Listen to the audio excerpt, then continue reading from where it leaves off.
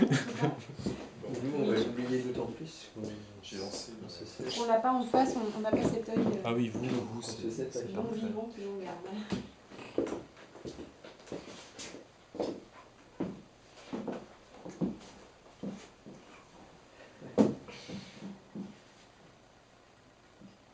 En règle générale, notre prise de conscience de notre environnement va de nous, dont nous oublions l'existence lorsque nous prenons conscience, d'un objet d'observation, vers cet objet, vers ce que nous voyons, écoutons, sentons, vers ce dont nous nous émouvons, réfléchissons, etc.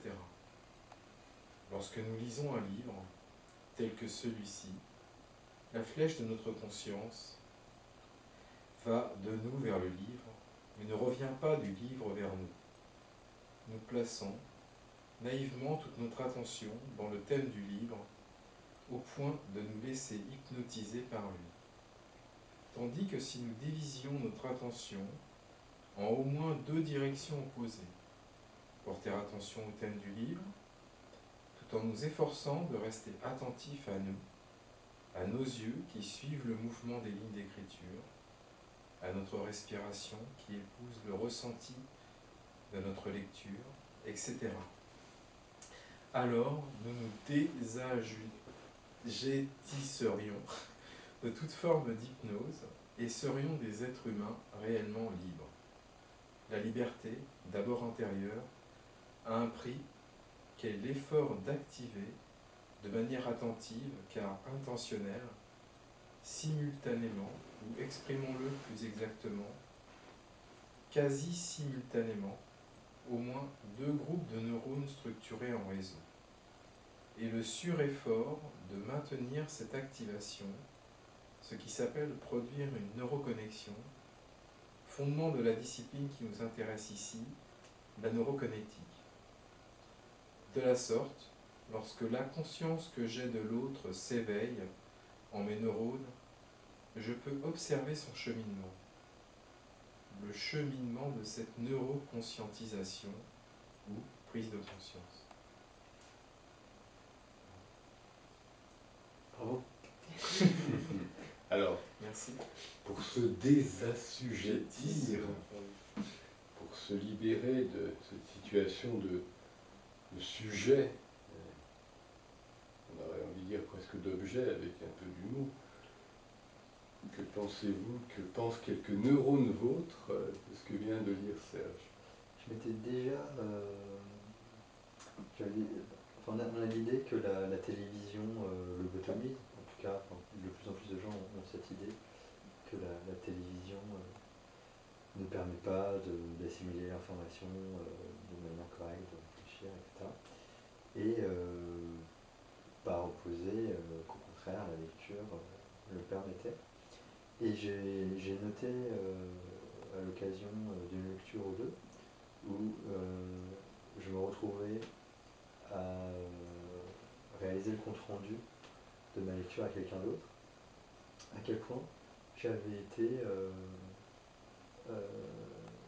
de la même manière un peu lobotomisé aux idées de l'auteur, et où j'avais perdu vraiment un peu mon sens critique quand la lecture.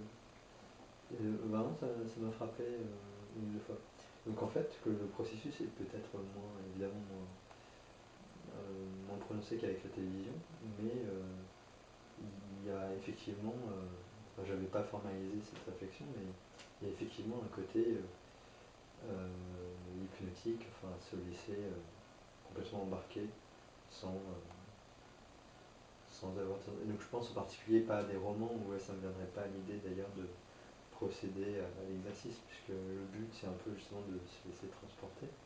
Mais par exemple en lisant un livre sur le réchauffement climatique ou sur un essai sociopolitique, où je sortais du livre presque convaincu à 100% des thèses de l'auteur, un peu bêtement, et puis ensuite péniblement je me disais ah oui mais non mais si, et puis, bref pendant un instant, enfin plus qu'un instant, il y a un petit flottement sur oula mais tout ça c'est un bloc que j'ai pas vraiment